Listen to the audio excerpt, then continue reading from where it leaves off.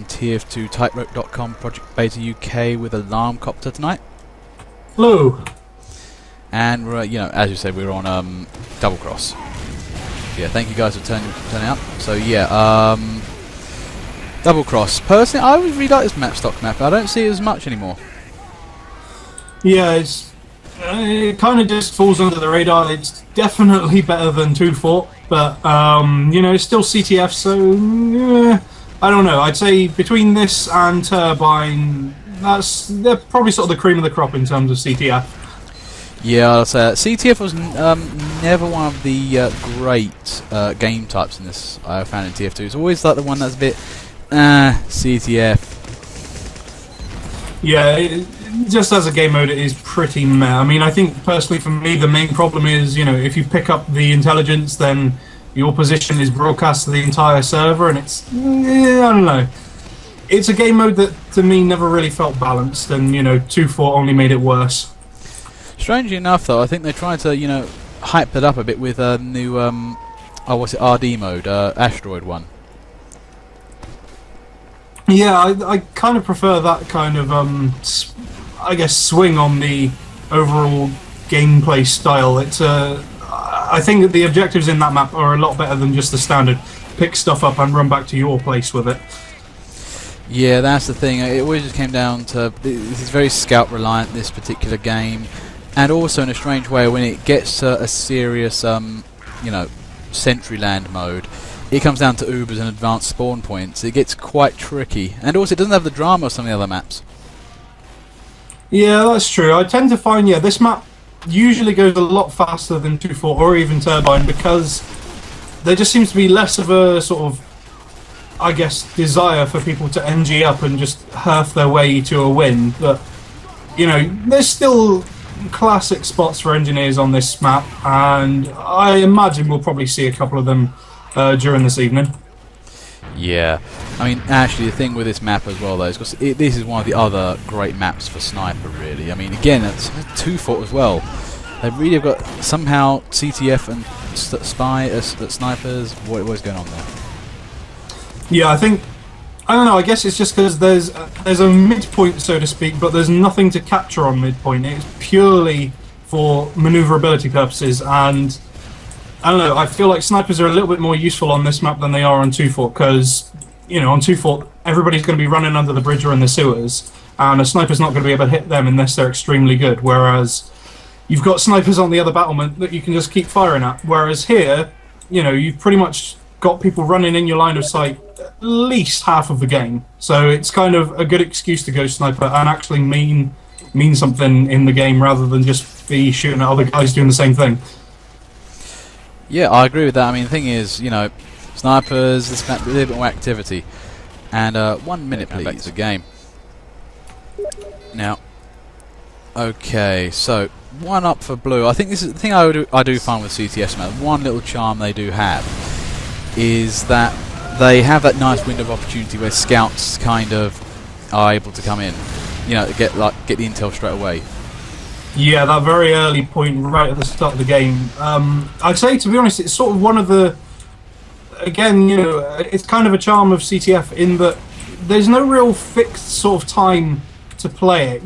You can either have a very long, drawn-out and some would say boring match, looking at 2-4 here, or, you could have a very, very fast map, and it's purely down, the speed of a map is purely down to the players on it, rather than like a payload cart which moves at a fixed speed, or cap points which only cap at a certain rate.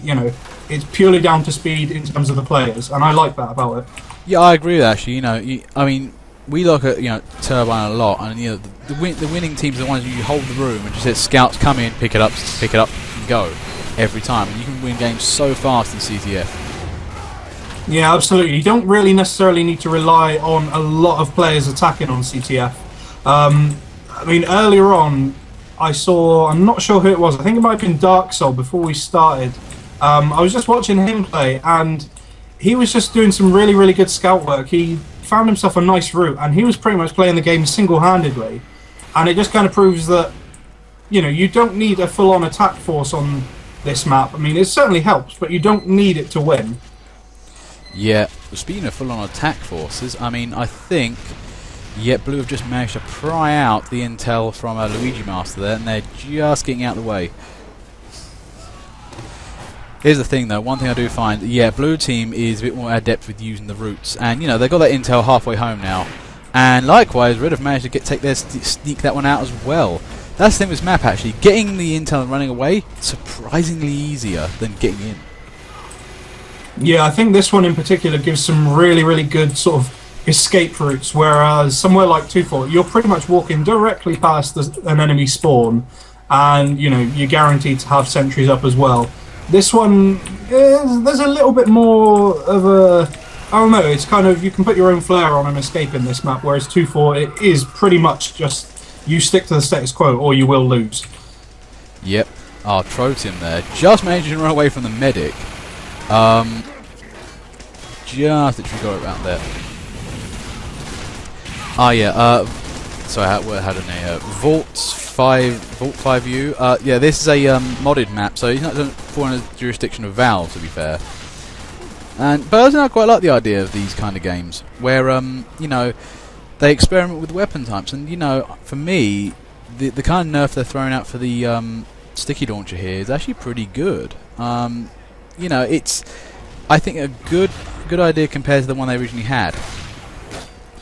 Yeah, the sticky bomb launcher in here could very easily slip right into the main game as a standard nerf, and I don't think it would get as many complaints as the last nerf we saw. I think this is sort of a nice in-between. It's a good compromise for everybody. You know, Demo Men players aren't going to be that peeved about it, but it's going to make the game a little bit more fair for people playing against the demo.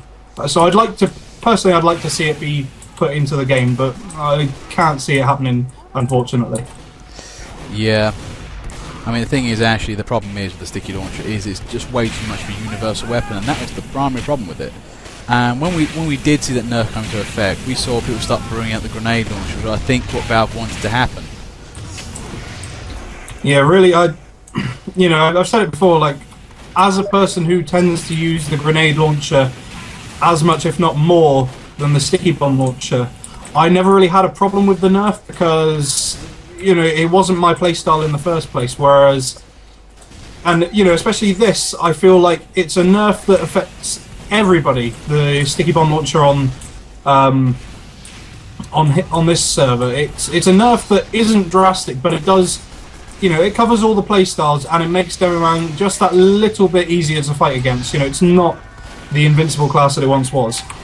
Yeah, that's the thing. I mean, it always does feel like the invincible class. I mean, in a strange trolling way, the best class to counter Demo Man is Demo Knight, because they just hate those things running right in front of them. Yeah, I mean, a lot of people tend to say that the Scout is the best counter for a Demo Man purely because you can get up in their face. Oh, and that was a quick win. Won. Yeah, we didn't notice that. This is the new round 2. We had a bit of an early round before, so we'll go from here. Now, okay. Teams are equalised. No doms in the clock. And the scout window is closing. But yeah, as we said before, we round beforehand, which won't be shown on YouTube, is that, you know, scouts tend to have their own little special round where they get to do stuff, and that's quickly. Oh, there it goes. There's Dark Soul. Already got the intel. And then the opposite number. I think that's Kano again.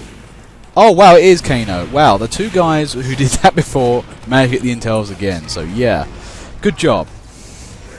And also, you know, proof of the, I guess the two main routes that you can use to sort of bring the intelligence back home. You know, Kano opted for the sort of sewers underneath sort of style, whereas Dark Soul opted for the top side. I'd say I probably would always go for the underside personally, unless you're going Force of Nature Scout, in which case you can probably do some good jumping.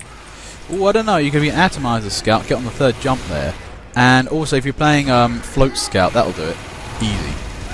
I mean, that as well, yeah, or just Demo Man.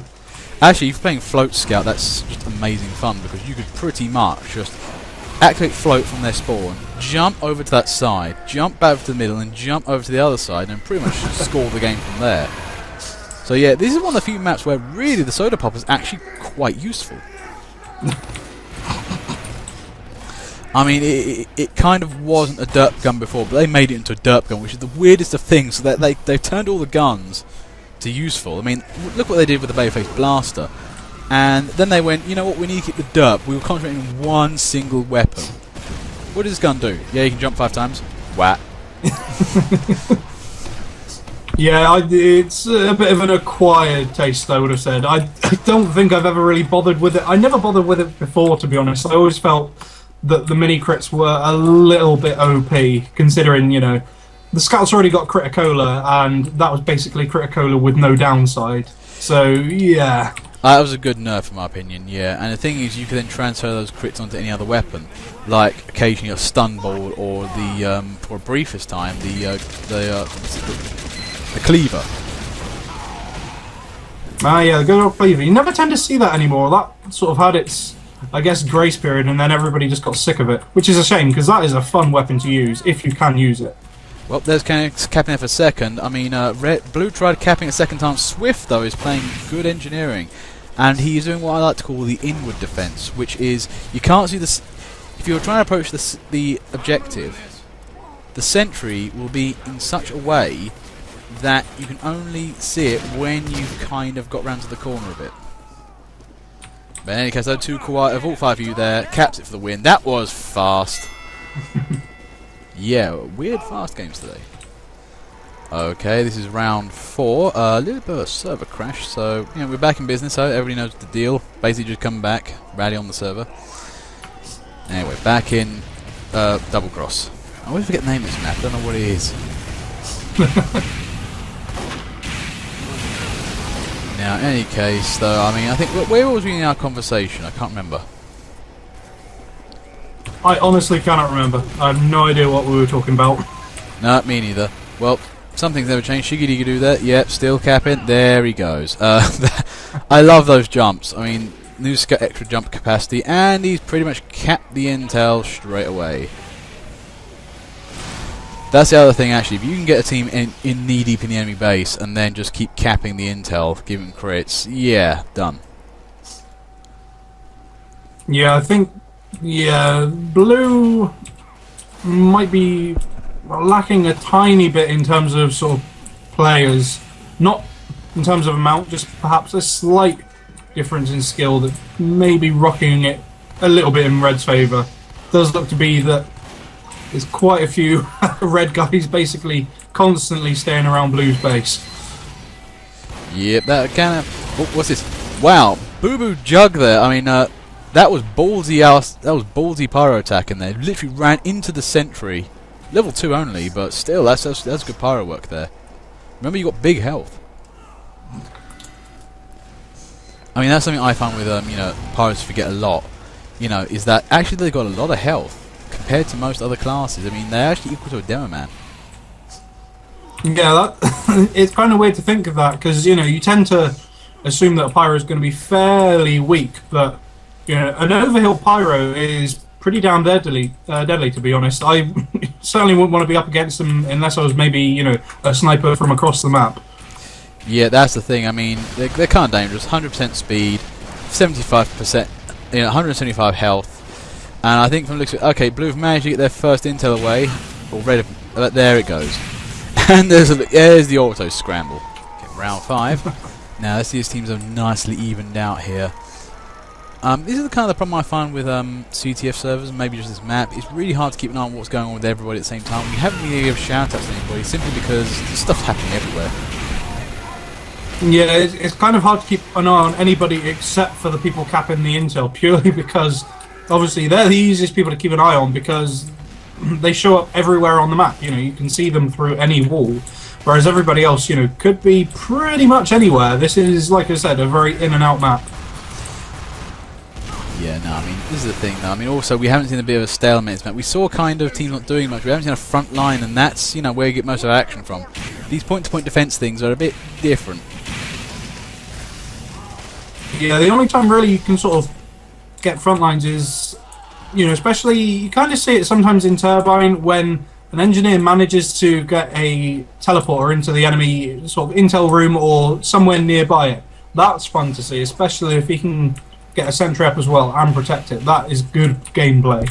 Yeah, that's why I like aggro engineering. I mean, I back in one of the previous asteroid commentary, I demonstrated to the folks a little bit of that afterwards, and you know, it's fun when you can do it because getting your team into the enemy base behind them is always hilarious. I mean, do it if you can.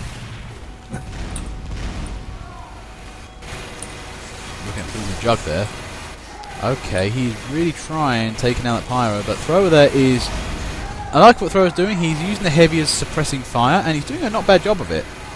He is really outnumbered though. He needs help. Ah, gee, wow! Look at all the red in blue blue intel room. There's no defense there. Yeah, that's it's kind of a shame, really.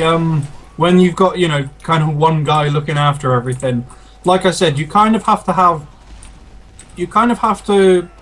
have the same play style as the other team. Once they sort of find their own sort of way to play, you kind of have to match it. Otherwise, you're going to lose. You know, if they're playing very defensively, you know, you can't go out on an all-out attack because it means they just need to throw one guy out there while they've got their back end completely covered, and they can win the game. Yep.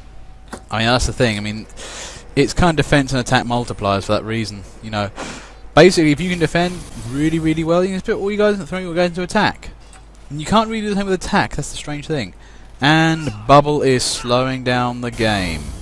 Just get capping already. And more editing.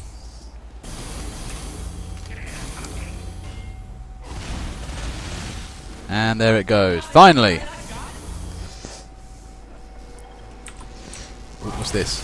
Here's Kano and his Nuba. Okay, can they push us through? Oh wow, Blue just stormed into red base. Trying to deal with everything at once, and there they go. I mean, the Vault, Kano and Vault there, doing some nice work. And this is the thing, I don't know why Kano's spending so much time trying to kill Party Shrek. But, yeah, no, I mean, all that escape time has just been lost now.